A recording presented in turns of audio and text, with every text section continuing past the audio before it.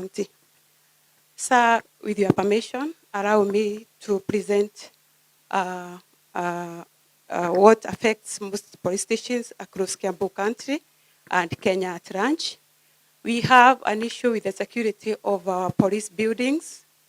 We find that most of police stations do not have a perimeter fence. So recently when we had protests, many officers were scared because they were easily accessed by protesters who pretended to be protesting but were criminal gangs who took advantage of the situation, attacking our police officers, burning our stations, and also stealing firearms and ammunition from our stations, sir. So we are kindly requesting you consider having a permanent perimeter fence across all police stations in the Republic of Kenya. Also, sir, we have an issue with our police buildings where we are operating from. Most of these police buildings are condemned buildings. Some of them have leaking roofs, making us suffer or strain when we are serving common wananchis. We are also having issues with newly gazetted police stations, which lack very important offices like the gender and children desk. So we are kindly requesting, sir, for your intervention to ensure that these police stations have operational offices so that we are able to serve our communities well. Sir, also in the issue of housing, we are having an issue when these houses were transferred to national housing, the officers are deducted from their pay slip. So you find once an officer is transferred from one station, he leaves his family at that police line and moves to another station. So you are likely to be having officers working far from your station, leaving their family behind, as the OCS, the people occupying the police lines, are civilians or relatives of the officers who transferred, and because they are being deducted from their payslip, you have no right to move them from those houses. So we are kindly requesting that these houses that were constructed in the police line be set for police officers who can hand over those houses once they are transferred, so that we can have officers residing with these police stations to respond to emerging issues of security without delay, so that we don't cause frustration to the members of the public we are serving, sir. The next issue I want to handle, sir, is about the welfare of our police officers. Recently, we had some promotion bonds, and we are grateful that some officers are undergoing training. However, we have a class of officers who are disabled, who cannot manage to go on training.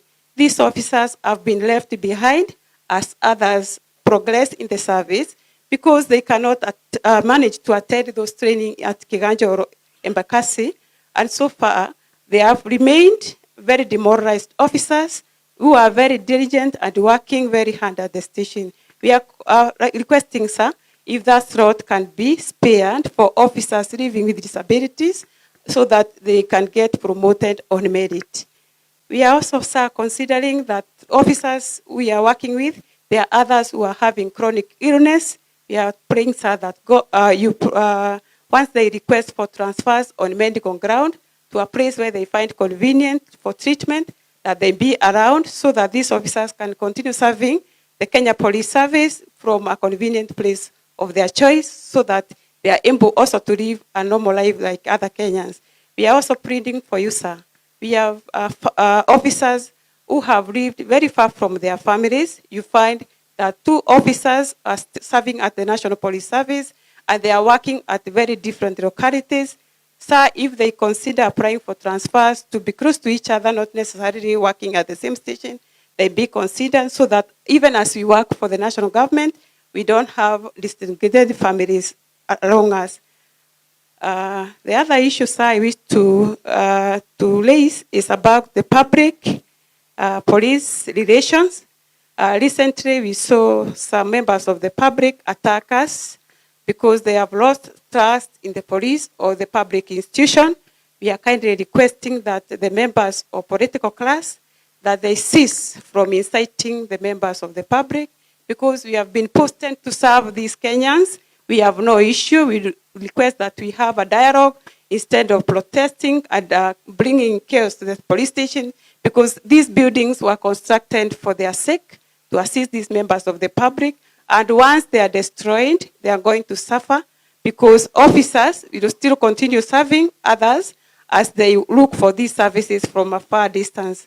The other issue, sir, we have is the issue of strength and establishment. We are still working on very old establishment despite the growth in population and change in the crime trends. We are likely to have a problem of unpoliced crime because the strength that we are having at the police station is very minimal. We are kindly requesting that the first the recruitment can be done, the better, so that we can up our officers so that we are able to serve the Kenyans we are supposed to serve diligently, not leaving gaps because of the strained strength. We have issues where officers are being transferred without replacement, and you find some officers working in a strained way, even having less than 7 officers as an OCS in one station. So you are wondering where to deploy them, considering that out of those 7 officers, some are unwell. There are some who have serious issues that doesn't allow them maybe to handle firearms. With those few remarks, sir, I wish to thank you and welcome you back, sir. Thank you, sir. Thank you so much, OCS Ruto Mwarire. And now it is the turn of Officer Commanding Station John Mambu, OCS Kanunga.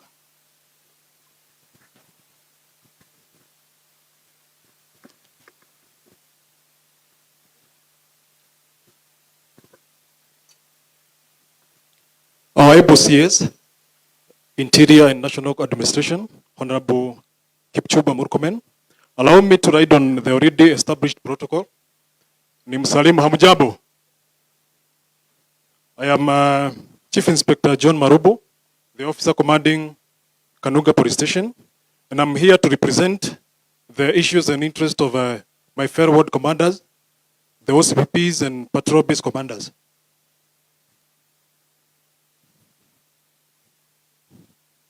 First, let me take this opportunity to thank you. And we are really honored to have you here. And we thank you for spearheading such a wonderful forum,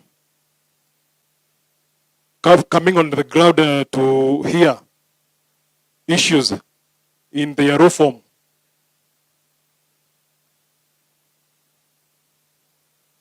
To start with, we have issues that have been mentioned by other, like Chief and some other counties, but they cut across to almost all stations. So I will repeat them, but I will not be able to explain. And the first one is about mobility or transport. We've been having an extended issue since the introduction of risk vehicles. So first, the risk vehicles are allocated the fuel which is not enough. And the vehicles themselves, they are not enough. If I take, for example, in Kiambu East, we only have two land cruisers, which serve 6 stations. And the same problem is replicated in almost all sub-counties. So we have a request, sir, for additional vehicles. For fuel allocation, we request that it be reviewed from the normal 450 for every vehicle. It be upgraded, because that was the initial allocation that was done 10 years ago. The other issue on mobility again is the old vehicles are in bad shape. We request reinvention of the previous regional motor vehicle workshop centers, county, and motor transport offices workshop to be revived. Also, we request also division offices to be equipped with spare parts. And on that note, there was an an allowance that was given in the past to the OCPDs for maintenance of vehicles which are not for this. So if possible, irudishwe. Again, if possible, because introduction of new vehicles involves a huge budget, we can have introduction of motorcycles so that we can help officers to access the inroads that are not motorable.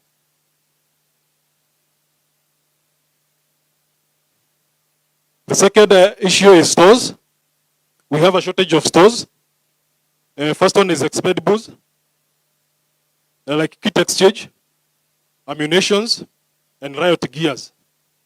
So we request that it could replaced in time. The other one on stores is stationery, office equipment, like computers, printers, and even furniture. As we start right now, there is no clear guideline on how a station should be maintained, or in issues to do with furniture and equipment that help us to run the daily operations of a station. The third issue is AIA. It has been mentioned elsewhere, but a pointer, since 2019, there are many stations that were gazetted and they were not allocated AIA. So we are forced to depend on our mother stations. Like in Kiambu East, taking for example, it is only 3 stations that have AIA. So we are stretching, and we are forced. Sometimes we are forced to use money from our pockets to sustain our daily operations. And for instance, Kiambu police station do not have enough AIE also. So even the ones that have AIE, it should be, if possible, ikuwe enhanced, ikuwe imeongezwa. The fourth issue, our officers who serve at us, is alcoholism and mental wellness. We appreciate the good work that is being done by the Directorate of Counseling from a psychosocial support officers who are posted at county levels, but they are not enough. So we urge your good office, if more officers can be trained so that they can assist the already stretched number. Also on that note, more officers who are suffering from alcoholism, we would like, if they are rehabilitated, to prevent relapse back to alcoholism, we would request they be transferred so that we can disorient them from their social familiarity.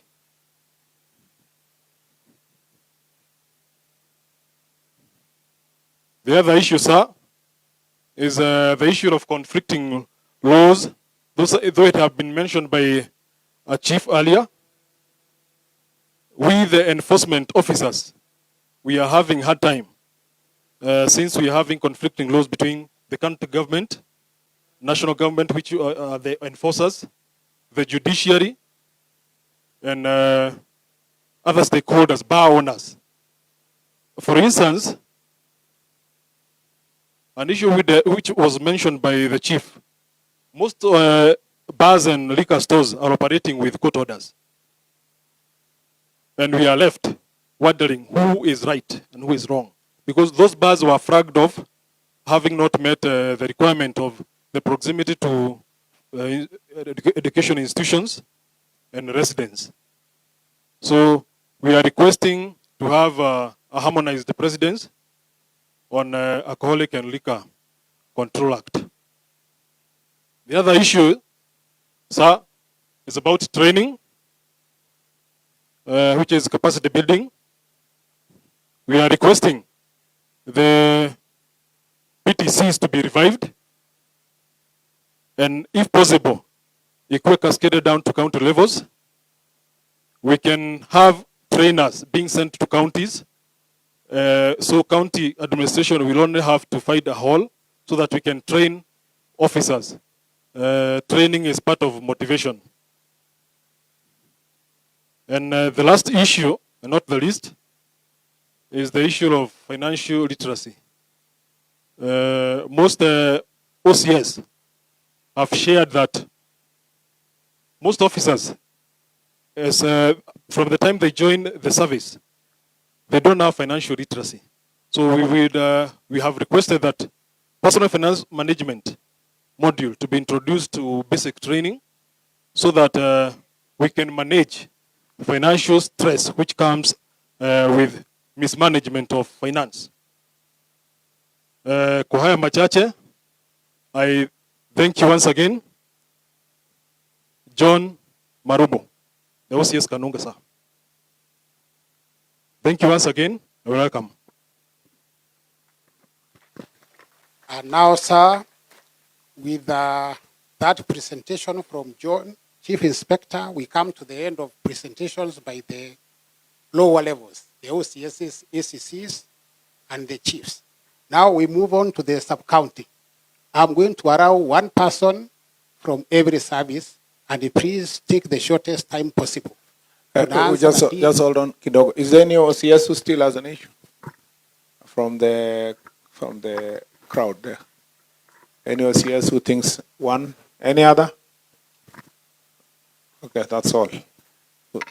Is there another one? Is there someone? Yes, and there's some. Sorry, my eyesight. And the last person at the far end. So starting with him, Pelega one mic to the far end. Thank you. And just don't repeat anything. Thank you, sir. My name is Chief Inspector Farah Mohammed from Limuru Sub-County. Thank you, sir. My name is Chief Inspector Farah Mohammed from Limuru Sub-County. I have two issues to mention. One is for the Chief Inspectors and one is for General for the police. The one for the Chief Inspectors is that house allowances. You find that here in Kiambu, we are near Nairobi.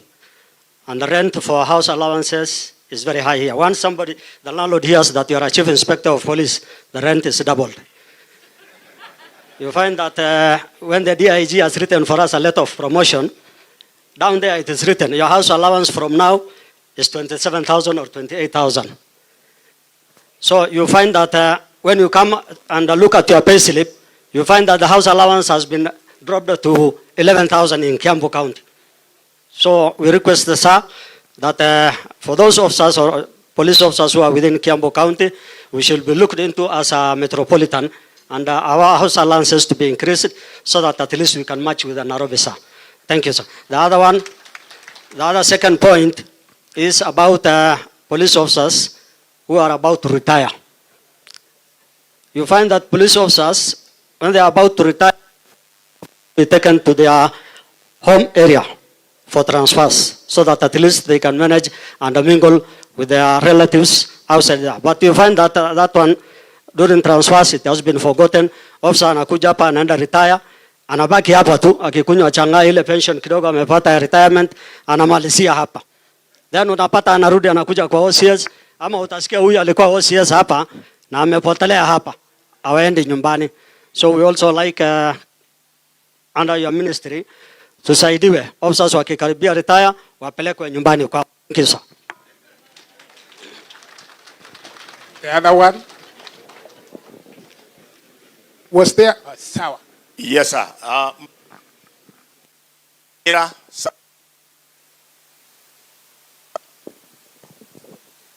Mine is just to add on what others have said. It's a great honor to have you here, our beloved CS. Mine is very simple. It touches on medical. It comes a concern that when an officer... Your name and station. Sorry, sir. My name is Maurice Anyira, Inspector, Deputy OCS, Tinganga Police Station. Inspector Maurice Anyira, Deputy OCS, Tinganga Police Station.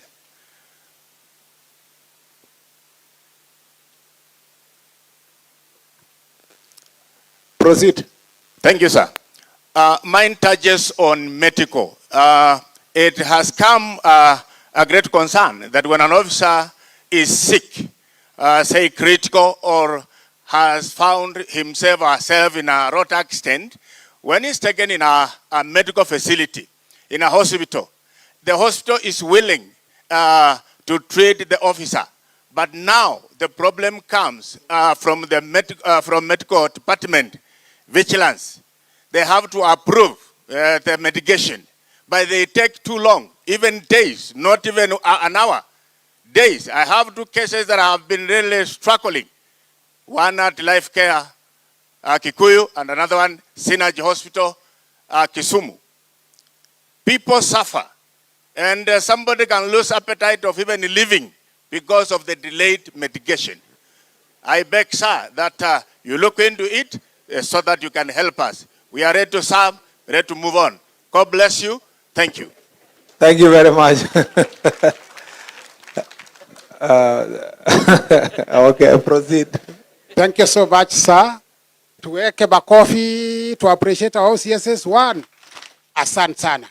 Kufikia hapo saa tunataka kuingia katika sub counties na tunaanza na sub county AP commander anaitwa Maiyo. Karibu sana. 1-1.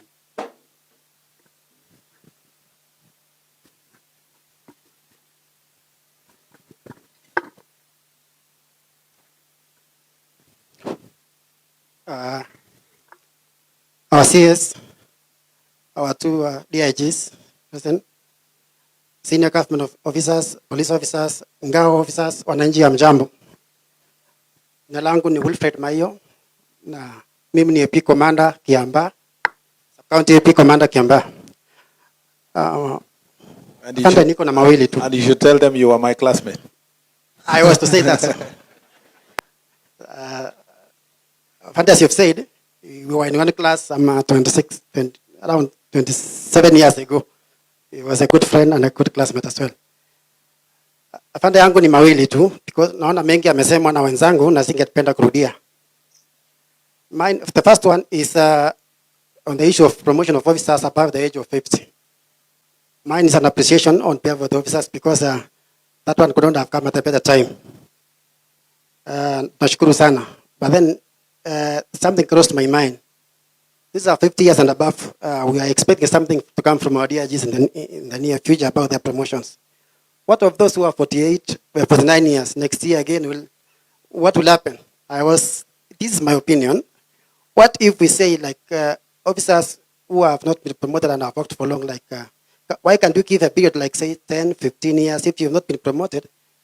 Job group 2 ibadilike automatically so that you can still be who you are. Nisikia watu kisema I think Ngao has got some structure that seems to be working. If an officer has worked for like I wouldn't say a period of time, maybe 10, 15, I would do job group ibadilike such that we don't necessarily have to be promotion, because we have got cases of officers who may have been like enlisted like me, 1999, those years. Huyu askari anafanya kazi na mtoto wake mwenye ameandikwa 2022 or thereabout. In as much as we try to put them in assignments where they iko favorable kidogo, ni mzuri kama akwe pahali atafanya kazi na some dignity. But thank you for that, so much for that. We really appreciate it. Afande ya pili ni mobility. My colleagues from KPS have really talked about the same. Na kuna kitu wajasema kwamba askari wa AP commander asipokuwa na gari hata yeye anaumia zaidi kuliko AP commander, because these resources are shared. I can attest that. I've got my sub-county police commander here. Utaona gari yangu iko Kiambu kotini. Traffic pia hawana gari. Kuna satokea shida along the highway. We have got a very busy one. Kuna fatality imetokea. I feel for my sub-county police officers hata kuniliko sababu kazi yao ni mingi sana. Na resources ni ya police tunasaidia na wote. But ingeomba in this forum kwamba washughulikie, like for example Kiamba, I've got 2 very very busy stations, Kiara and Rueno police stations. They are very busy, hawana gari. Gari ya utaona mara mingi iko na hawa watu. Ukiona jua tu ni kwa sababu just the way they are wamekaa vizuri hapa wakiwa wawili watatu wote, hata sisi tutakaa hivyo upande huo mwingine. But mtusaidie hiyo kazi iwe rahisi. Afande, I wish we had the MPs around here because we're traded in terms of infrastructure in our police stations. MP. Oh, thank you. Take a better one. Now, it's a nice idea. The CDF is a very nice idea. Security and education. Sina shida na education. Kwa security, they make sure that ngao anakaa vizuri, ofisi imewekwa vizuri, kuna nyumba, ACCs, chiefs, police stations. But we are domiciled in our offices are within the precincts of our DCCs, so our very able chairman, asanteni sana. But we have a problem. Mimi nikaenda kuona my OCPD, amekaa vizuri, ako na kiti mzuri, nini mpaka meza. But when I got my office, ananiambia hii nimewekewa na area MB through CDF. I wish the same could be extended because kwa sababu tumekaa kwa DCC imaanishi sisi pia ni NPS. Naomba wakuje upande ule mwingine watuangalie pia tukae kama wenzetu because we work together. I'll not talk about the housing because it has been mentioned. Neither will I talk about strength because we've not taken officers for quite some time and there's a plan for that. I'm aware. I wonder what to believe you're also aware kwamba karibu tunaandikana. Hiyo nafasi ya maneno ya strength I think will be sorted. The last one is to appreciate the AOs who are here, including from the chairman, the decision going down. I found that there are people who have really made our work very easy. In Kiambu, we have got an issue of transformer vandalism. We realized that the best people to help us are these chiefs going down the village level because wanajua ni nani anakaa karibu na transformer. They may not have said it, but from where I sit, I feel their work. Asanteni sana. Asanteni sana. Because you can imagine going in darkness for like a week or two kabla KPLC wakuje because mtu ameamua kuharibu transformer. Mmetusaidia sana. We worked a plan including kwetu huko through the DCC kwamba we map out areas where we have transformers. Hata ule hako pale hata kama ni msetu tutafutie kayata kidogo na ile torch kali kabisa. Ukiona stima imepotea, mulika uone kama ni stima kweli imepotea ama ni mtu amefanya hivyo. Na watatusaidia sana. Asanteni sana. With that, sir, I beg to end there. And thanks so much for coming to have a word with us. Karibu Kiambu mara ingine. And as you've said, it was my classmate. I feel honored to be here. Thank you so much and karibu tena. Thank you, sir. Thank you so much, Wilfred Maiyo from APS. Sasa nataka kuchukua nafasi hii ni mwalike Muriithi Lawrence, Kenya Prisons. Thank you, sir.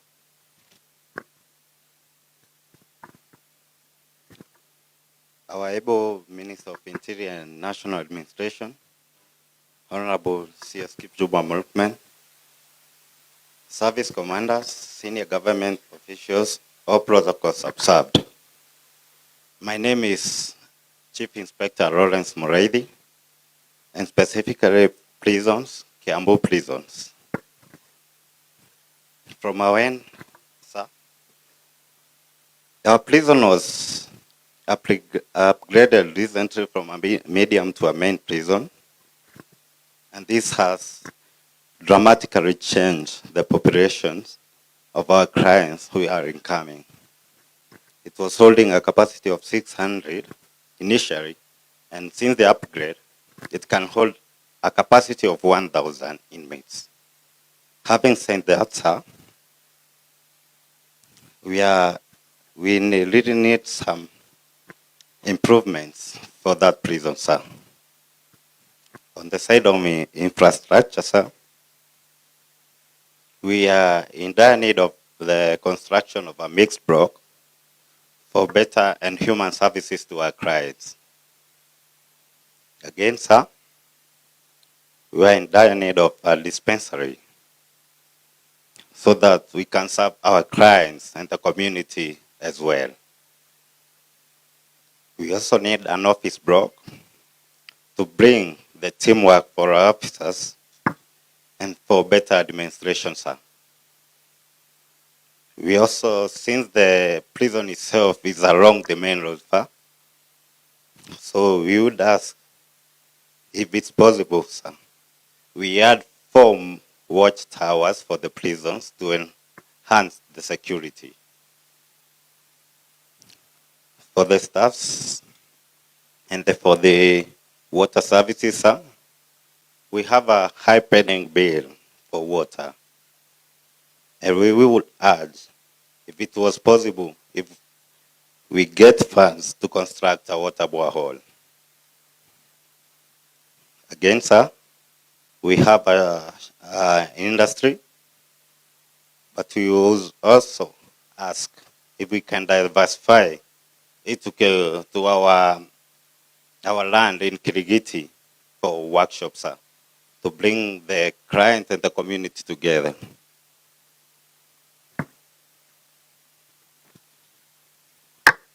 On the staffing issues, sir, currently we have witnessed an improvement in salary structures, which is commendable and credible. However, we pray that we can restructure our allowances in Kiambu to be restructured same as Nairobi.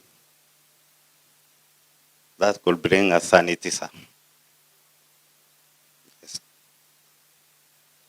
On the side of transport, sir, since the upgrade of the institution,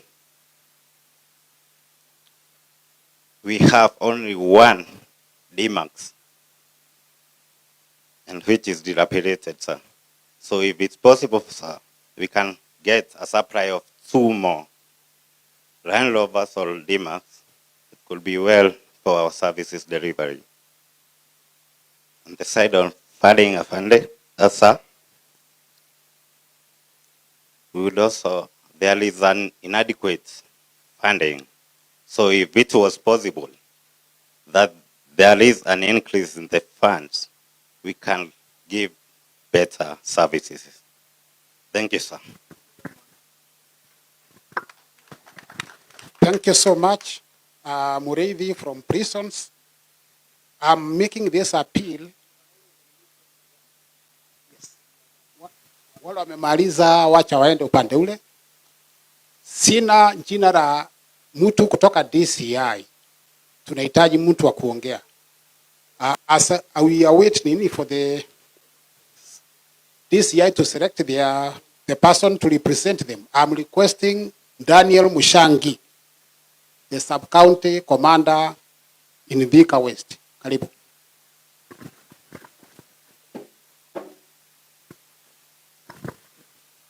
Our CS, allow me to board into already established protocol. My name is Lawrence Mushangi, Sub-County Police Commander, Thika West. Sir, allow me just to emphasize on already mentioned points that the officers from our ground would wish to bring to your attention. One is on transport. Some of us sub-county police commander, we don't have vehicle. For Thika West, I don't have. But for the sub-county, is the most affected. The OSPD, the DCA, the AP commander, which is 3 years now old. We would request if such a sub-county, which have another 4 stations with only 1 motor vehicle, can be looked into. Some of our officers are doing patrols with their own motorcycle, which is very helpful within our station area. We are requesting if the government can chip in and buy motorcycles for patrols within police station, which will assist because they are able to reach each and every corner when there is need. On housing, most of our police stations have enough land, which are ideal for houses which can be built to be used by officers. Because even if we purchase the affordable housing, today I'm in Thika, tomorrow I'll be elsewhere. If I purchase that house for my own use, when they transfer to another place, the officer who will be coming will not have a place to decide.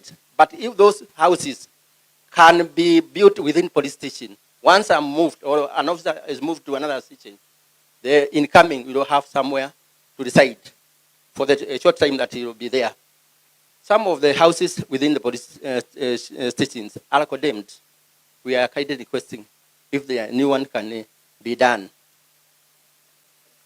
On promotion, I thank you because you have come up with this new idea of those constables who have served perfectly and they are now 50 years and above to be considered for promotion. Those that have stagnated in one rank for a certain period, we are also requesting for those that are suffering disability to be included. There are also officers who did the promotion board and passed well. But between the time that they did the promotion and the time that they were to report to Kiambu, some suffered. Like I have a case from my sub-county, an officer, a stroke. He was to attend the first cohort. He cannot be able to attend that course. And even in the second cohort, he will not be able. We are also requesting if that officer can be considered for promotion. Since he did the promotion, he passed, but he cannot be able to attend the course. Lastly, he is sick. He is suffering, he cannot be able to attend that course.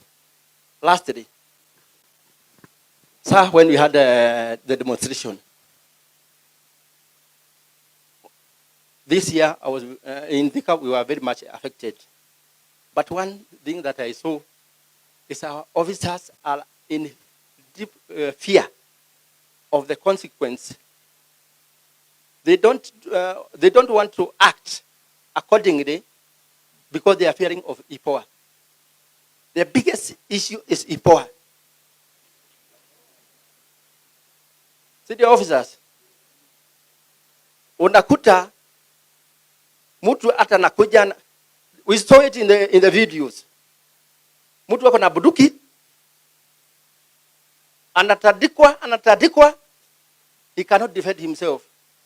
Na sheria allow that person to defend himself.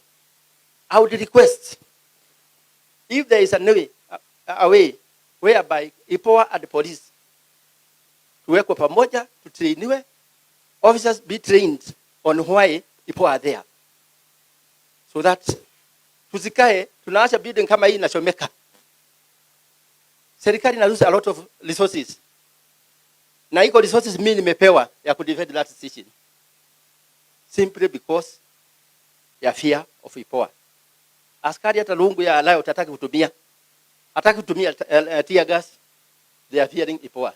Thank you. God bless you. Thank you, sir.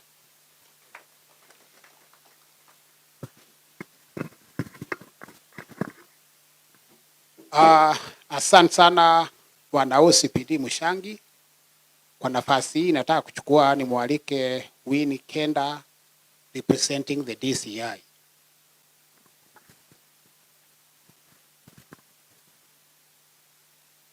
Thank you so much, sir, for your time and making to be with us today at Kiambu County. My name is Winnie Kenda, the SCCIO Kabete, representing Kiambu DCI department.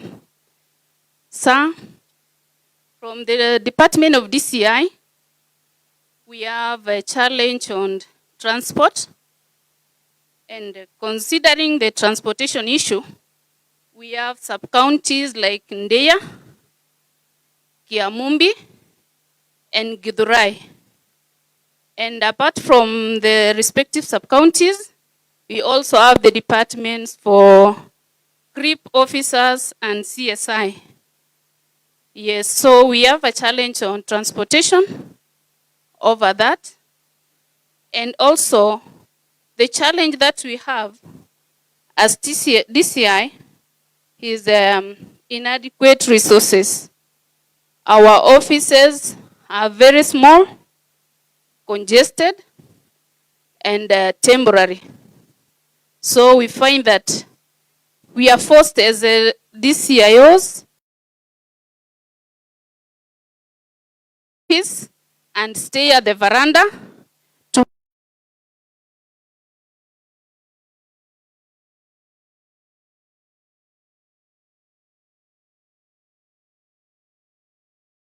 the CDF to ensure that they actually are able to request them to attach some 2 or 3 officers, which sometimes they are busy considering the county itself with insecurity issues.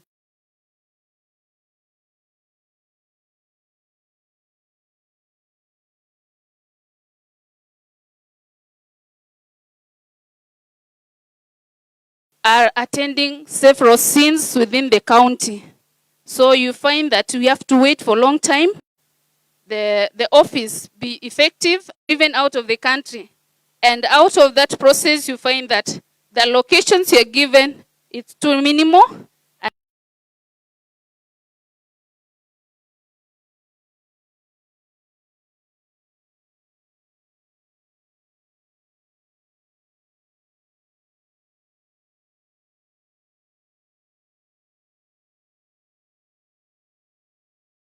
You find that we have suspects of murder. The same are supposed to be taken for mental assessment. Definitely you find that when you take them to assessment, you are told you need to do a booking, which it takes even more than 30 days. And you are forced to go to other sub-county, whereby for me,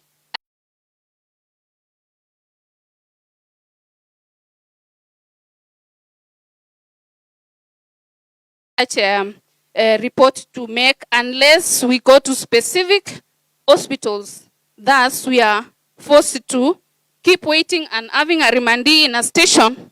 It's a bit adequate, no complex, because it's dangerous considering the nature of the offense. Lastly, also for us, we are requesting on issues of communication. You find that we are forced as DCIOs to use extra money to buy airtime. We end up communicating a lot because you need to reach out to the clients and at the same time explain, and also considering communicating with other stakeholders as far as investigation is concerned. So you find that we end up straining, and maybe with your good office, you may consider that, and we really appreciate, and thank you so much, and God bless you.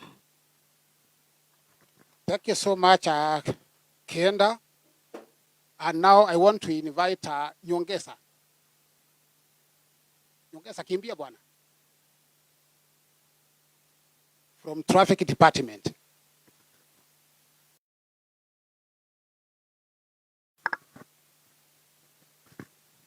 Good afternoon. Our CS, our DIGs, all protocols. Good afternoon. My name is Chief Inspector Patrick Nyongesa, Base Commander Juja. Sir, my colleagues have said, but I have 1 or 2 to add on that. In the traffic section, within Kiambu, we have the problem of mobility, transportation. Like in my station, Juja, we depend on sub-county police commander and the OCS Juja. I'm also tasked on Chan duties. Like yesterday, Harambee Stars did well. I was in the field, on coverage within the vicinity of the compound. So I called my OCS to tell him that we've succeeded with 1-0, but he rashly told me the vehicle imepeleka mgonjwa Thika. So we have the challenge of transportation. I kindly request your good office, if ikipatikana vande utuongezee moja, we shall appreciate that one. Another one, Sir, there is a saying biblically that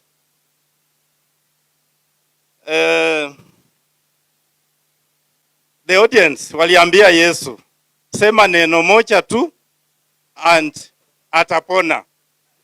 In this respect, sir, ukisema tu tutapata gari, other stations traffic duties, itasaidia sub-county as a whole. With that one, I will also request the challenges we have. On top of that one, the roads. We have, this one is just one. Matangi or Thika Superhighway, Matangi Road. That road is a challenge in our facilitation for traffic within that area. Iko potholes mingi. We had some meetings up to county level na tukapata kujua kwamba ni kura. Sasa afande, ukienua simu moja tu huko itanyoroka. We will appreciate. Also within Chucha flyover. Chucha flyover was built several years ago. Na population within that area ilikuwa kidogo. Saa hii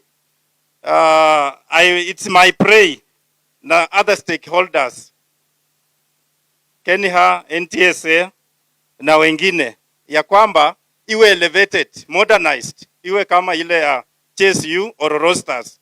Itasaidia wananchi wa pande ile. Sir, I'm here also to appreciate you.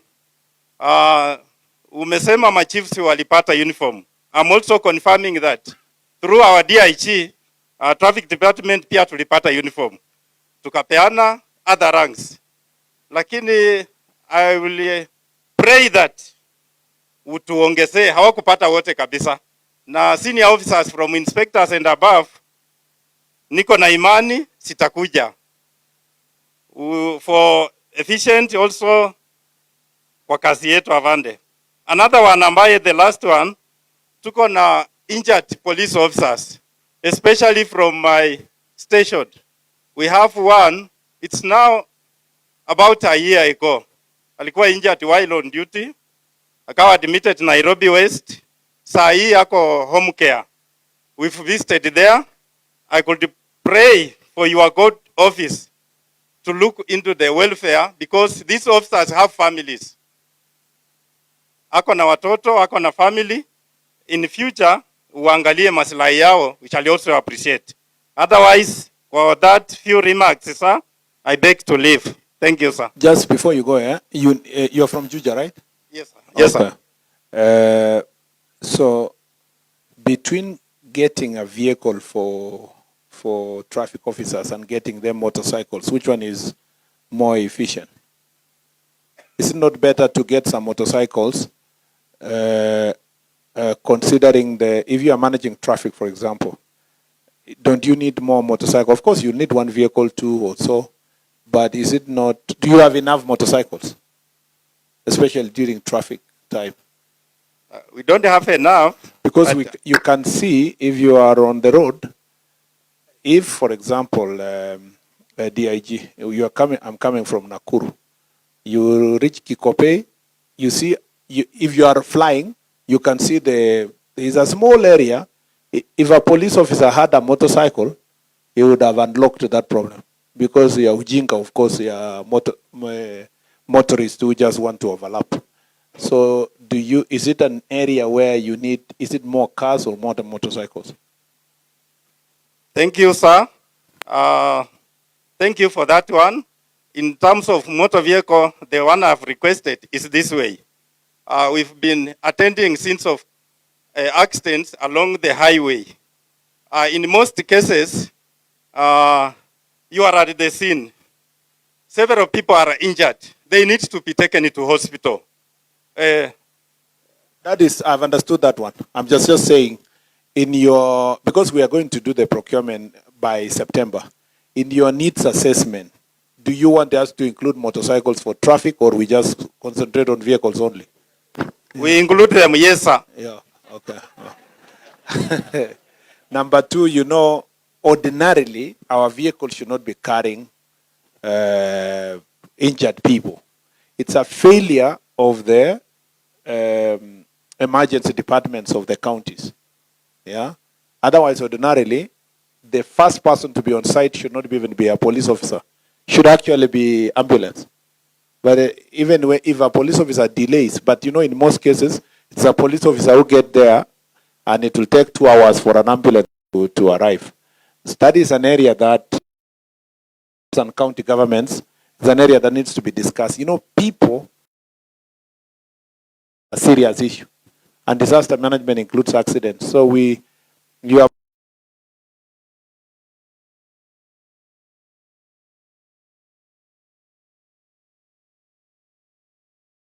people to hospital, yet an injured person should be handled at the accident scene, and then it's an ambulance should do it. So unfortunately now, in your submission, you're more worried about your car taking people to hospital. In the first place, it's not even your job. But understood what you're saying. And I'm glad some of the MCAs are here and the speaker. Thank you. Thank you, sir. Thank you very much. We should move faster. We're running out of time. Okay, sir. Yeah, and nobody should repeat what we have already said.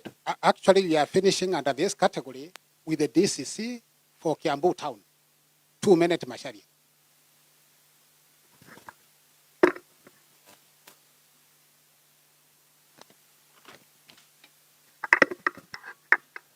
Honorable CS, allow me, like the others have said, to ride on the protocols already established. Let me first begin by appreciating this innovation. This forum is the first time it has been done. We are very, very happy. We are energized. And I want to hazard a guess that it's because of your training in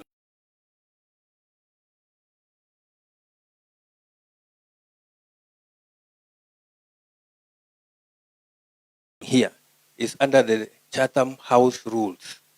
In other words, what we are saying here, nobody is going to be followed up.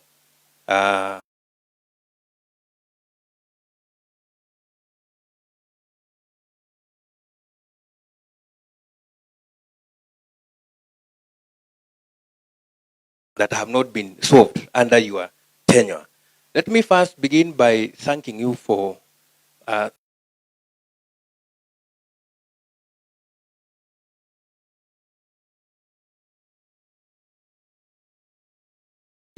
tumwambie bado tuko na hiyo psych. Each and every DCC in this republic had an opportunity to pose for a photo with His Excellency the President. And we framed them na tukaziweka kwa nyumba, wengine mpaka saizi ziko kama profile photo. Na wengine wanajifanya ni kama ni yeye peke yake alipigwa. Lakini we don't say that it is all of us. So thank you very much for that. We feel re-energized, we feel warm, we feel embraced, and we are ready to do what we are required to do to assist the government to achieve its agenda. The other problem, one of the problems we are having is office space. With the rapid expansion of administrative units, sometimes you find that we do not have enough office space. Honorable Minister, it is not very nice when a Deputy County Commissioner is leaving behind the shops with this uniform and you are sneaking behind the bar to go, and sometimes a bit of a challenge. So would want to request that we have a budget for housing, for officers' housing and offices. Of course, our MPs have been very useful, wametusaidia. But as a politician, sometimes when you are faced with the choice of building a school or renovating a school and building a chief's office or DCC's office, the choice is obvious. Because the school has immediate political dividends. And again, sir, we do not want to keep begging our lobbying for resources during the budgetary process. Please lobby for our officers.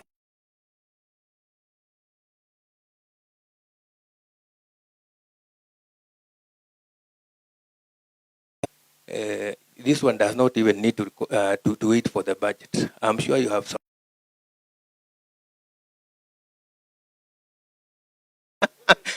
So Lamboso, you are to blame after all.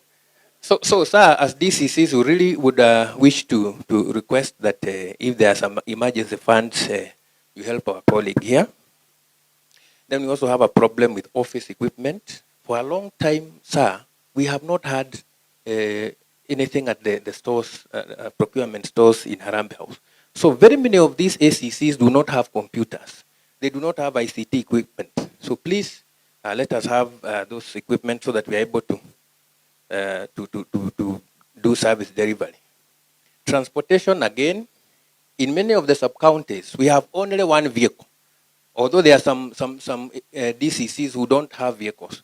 But many sub-counties here in Kiambu is only the DCC's vehicle, which we share with everybody, the ACCs, departmental heads, because as the coordinator of national government functions, any national government head of department who does not have a vehicle, they come to borrow from our office and we help. So if we could have at least two, so that you can have one for the DCC and other heads of department and one for the ACC, it can help. On training, sir, we want to thank you for what you have done for us, but there are still a few DCCs who have not undergone the Senior Leadership Development Program course. We'd want to request that those ones also are able to go through the SLDP course. There are a few who have not done it and they are DCCs. Then there is one course, sir, called the National Defense College course. I'm sure this has probably not been talked about anywhere. This course is for senior leaders. It is a strategic level course, and the course costs 4.7 million shillings. Every year, the State Department for Interior sends 2 officers to the NDC College at Karen. Unfortunately, even when they successfully finish the course, it is only the Ministry of the State Department of Interior that does not promote its officers. Sir, this is the course that moves a KDF officer from colonel to brigadier, who is a 1-star general. Anybody who is in KDF who is a brigadier must pass through NDC. Sir, we have gone through that course, some of us, and sometimes we even go back to even a smaller station, yet you have now been empowered. So as a ministry, I think we have invested in these officers and we should deploy them accordingly. Many of this course, sir, Honorable Minister, also helps us in this multi-agency era, because we train with senior officers from the Army, from Air Force, from police, all of them. And it helps in terms of gelling when we are doing our multi-agency activities. So finally, AIE, sir, you know we are coordinating government business and everybody relies on us at the sub-county level, even to mount national celebrations. Sir, we have a very big problem with mounting national celebrations, because the money we get now is not even enough to hire tents. And yet every one of us must mount national celebrations. So, sir, we would want you to look at it, because in Atuaibisha, when we cannot even hire tents for national celebrations, and we do not want to beg business people, because sasa ukienda kwa mtu wa pombe akupatie pesa, the next time you want to arrest, atakwambia si nilikusaidia. So please, sir, if you can help there, would really be pleased to be able to continue having that visibility on the ground. With those few remarks, let me end there. Thanks you very much and welcome again. Thank you so much, Titus Masharia, and our guest of honor. With that, tumefikia mwisho ya civil servant. Nataka tuchukue mkono juu, tujipigie mkono 1. Asante sana. Sasa tunaingia phase 2, ambaye tunataka kusikia viongozi wale tumekuja nao wanasema nini. Na kutuanzishia, nataka kuanza na kijana anaitwa Anthony Mbugua from Thika East. Dakika moja tafadhali, hakuna wakati. Atafuatwa na Beatrice kutoka Kiamba, akiakilisha akina mama. Akuja hapa karibie. Yes. Wewe sio kijana, uko na miaka ngapi? Tunataka vijana jamani.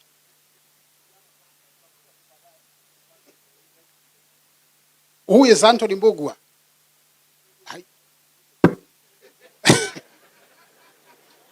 Then tunataka Beatrice kutoka Kiamba au hapa. Tunataka Pastor Eva Njuguna au hapa. tunataka Lawrence Kariuki from Ruiru, bodaboda hawa hapa, na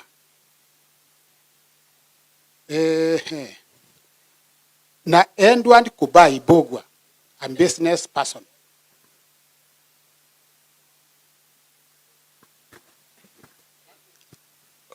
Okay. Yes.